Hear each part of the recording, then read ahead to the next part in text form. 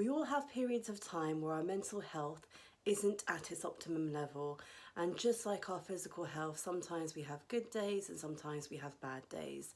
But today I'm going to share some tips around how you can support someone who's struggling to cope or someone that you're worried about.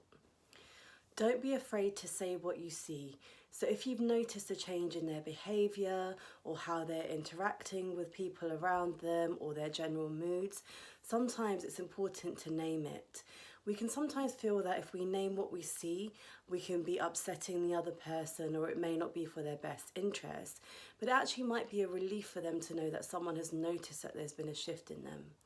But do make sure that you approach them in a calm manner and in a non-judgmental manner, and be ready to listen to what they have to say. You don't have to have all the answers, but you can be alongside them in trying to help figure out what the best possible source of support is for them at that point in time.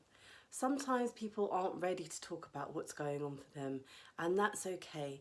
Let them talk to you in their own time. So they'll approach you when they're ready. Just let them know that you're there, and also be consistent and persistent and reassuring in your approach to them.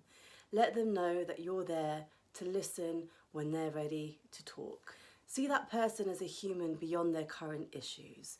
So they're not defined by their issues, they're not defined by their moods or their feelings or their emotions. So just spend time with them as you normally would.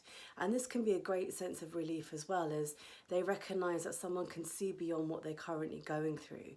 And this can help to tackle any feelings of shame or guilt, and perhaps have that moment of human interaction and connectedness, which can feel really powerful in then supporting someone in moving forward and exploring the challenges that are impacting upon them.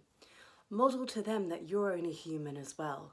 So the expectation isn't that you're going to know exactly what to do or have all the answers. And actually sometimes the best thing is not to rush in and try and fix it for that person, as that can feel very disempowering.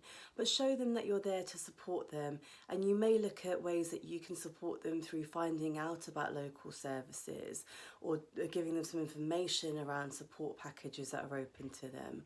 And if they're open to this, you can also go with them to visit services or appointments to show that you're there to support them as and when they're ready. And lastly, but not least importantly, it's very important that you take care of yourself. And self-care is what's going to give you the energy to really support other people. Self-care is not selfish. Self-care is self-love, and it can actually help you to give more to other people. If your energy levels are depleted, there's a limit to what you can then do to support other people. So actually taking care of yourself is not only positive for you, but positive for the person or the people that you're trying to support.